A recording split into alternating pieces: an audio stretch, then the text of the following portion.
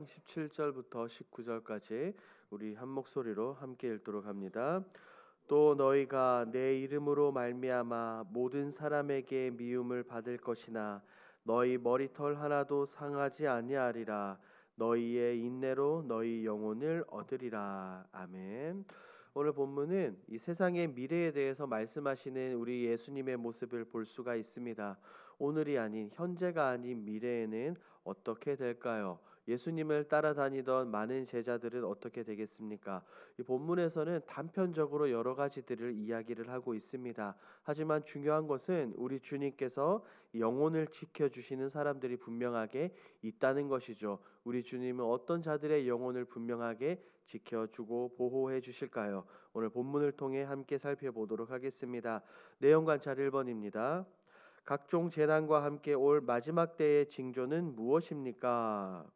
주님은 여러 가지로 제자들에게 이 징조가 나타날 것을 말씀하십니다. 12절 말씀을 보니 다른 것이 아니라 내 이름으로 박해를 당한다라고 말씀하고 계시죠. 즉 예수 그리스도를 증거하고 주님을 따르는 자들은 감옥에 갇히고 여러 지도자들에게 끌려가 힘들고 모진 어려운 일을 당할 것을 우리 주님은 미리 말씀하십니다.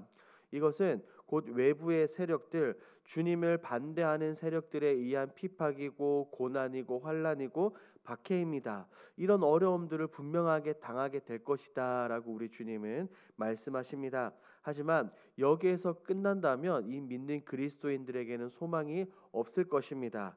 우리 주님은 놀라운 것을 말씀하시는데 내용 관찰 2번에서 함께 살펴보도록 하겠습니다.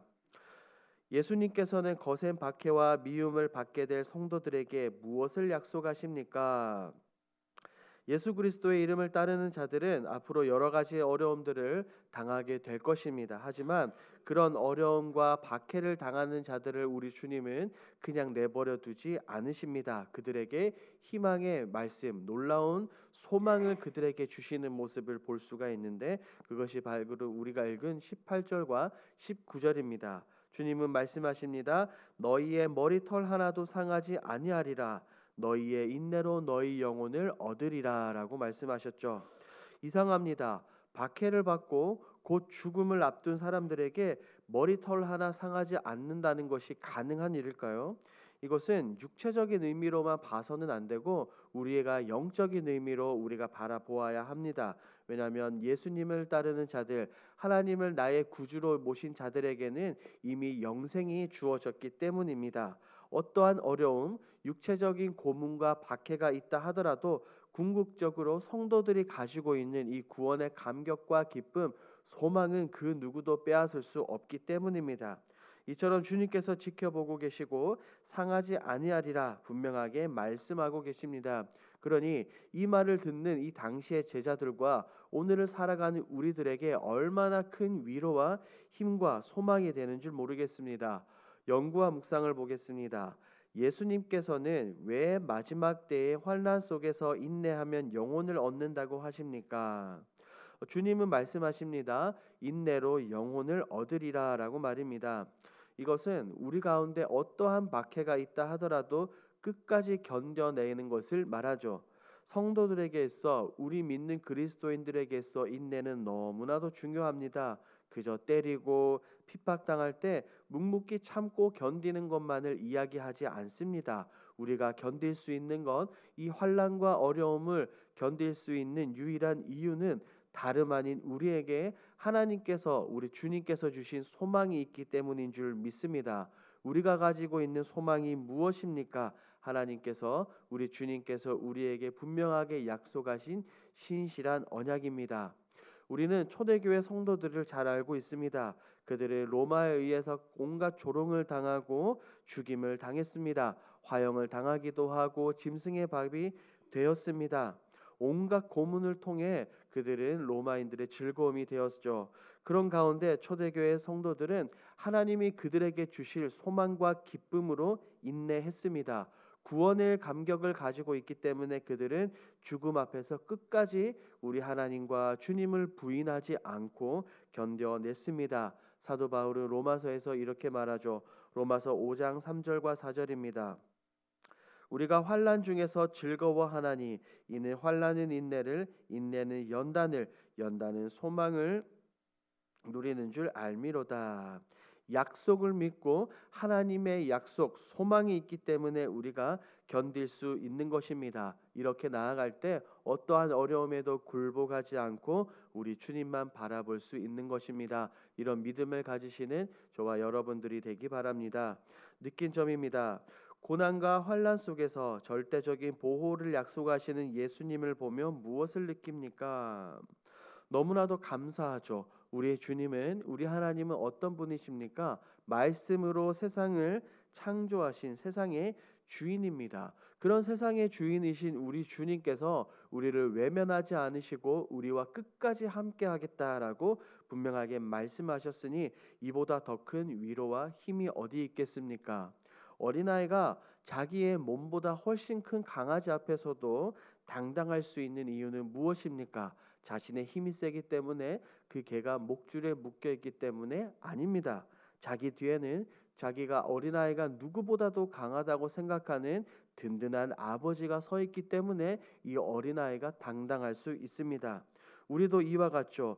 전능하신 하나님께서 다른 사람이 아니라 나의 보호자, 나의 힘이 되어 주신다는데 우리가 무엇을 두려워할 수 있겠냐는 것입니다.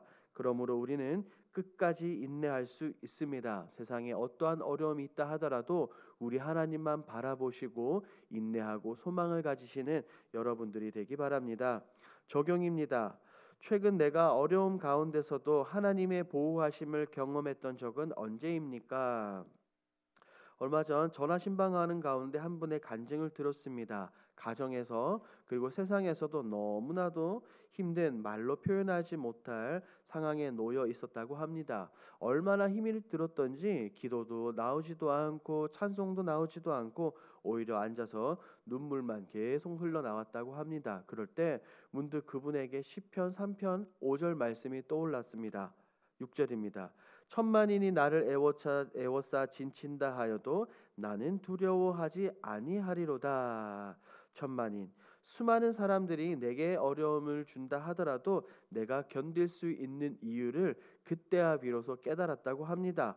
보이지 않는 하나님의 손길, 하나님의 보호하심과 인도하심을 그때야 비로소 알게 되었다고 합니다. 그래서 그분이 그 순간 그 상황에 엎드려 감사하고 엎드려 기도하고 믿음으로 움직였더니 가정과 세상에서 여러 가지 문제가 해결되었다고 합니다. 이런 간증은 한 사람의 간증이 되어서는 될 것이 아니라 우리 모두의 간증이 되어야 될 줄 믿습니다. 말씀을 따라 살아갈 때 하나님께서 지켜주신다는 이 분명한 확신을 가지고 나아갈 때 이런 간증이 터져 나올 수 있는 것입니다. 우리가 때로는 깊은 수렁이와 웅덩이 가운데 있다 하더라도 우리를 건져 반석 위에 세우실 그 하나님을 믿고 의지하며 신뢰하며 나아가길 주님의 이름으로 축복합니다. 결단입니다. 주님의 약속을 신뢰하며 인내로서 오늘 주어진 일을 신실하게 감당하기 위해 무엇을 결단하겠습니까? 다른 것이 아닙니다. 우리가 먼저 확신을 가져야 합니다. 사도 바울은 갈라디아서에서 다른 복음은 없다라고 분명하게 고백을 했습니다. 그와 더불어 디모데후서에서는 다른 확신은 없다라고도 분명하게 말했죠. 바울이 고백했던 확신은 어떤 확신입니까? 하나님께서 나와 함께 하신다. 하나님께서 나를 지켜주신다. 하나님께서 내게 소망을 베풀어 주신다는 분명한 확신입니다. 다른 복음이 없는 것처럼 우리 가운데 있어도 다른 확신이 없는 줄 믿습니다. 그러므로 신실하신 하나님 한 분만 붙드시며 모든 일을 감당하시기를 바랍니다. 내 힘, 내 지혜, 내 능력을 의지하기보다 내 뒤에서 일하시고 역사하시는 전능하신 하나님만 바라보고 의지하십시오. 구원의 뿌리요, 구원의 산성이요, 구원의 소망이 되시는 그 하나님께서 우리 가운데 날마다 역사하시며 놀라운 일을 일으키실 줄 믿습니다. 이런 놀라운 믿음으로 나가시는 저와 여러분들이 되길 주님의 이름으로 축복합니다. 아멘. 함께 기도하겠습니다. 첫 번째, 확신을 가지고 살아가는 복된 인생이 되게 하옵소서. 두 번째, 주님께서 주시는 생명의 약속을 신뢰하며 세상을 이길 수 있도록 인내의 능력을 주소서. 우리 5월 집중기도 제목을 위해서 리모델링 헌금을 작정하고 드리는 성도들에게 복을 주셔서 간증들이 넘쳐나게 하옵소서. 리모델링 시공을 위해 시작부터 완공에 이르기까지 은혜롭게 진행되게 하옵소서. 이와 같은 공동기도 제목으로 기도하시고 여러분들이 가지고 오신 개인기도 제목으로 자유롭게 기도하시다가 돌아가겠습니다. 우리 주여 힘차게 부르짖고 기도합니다.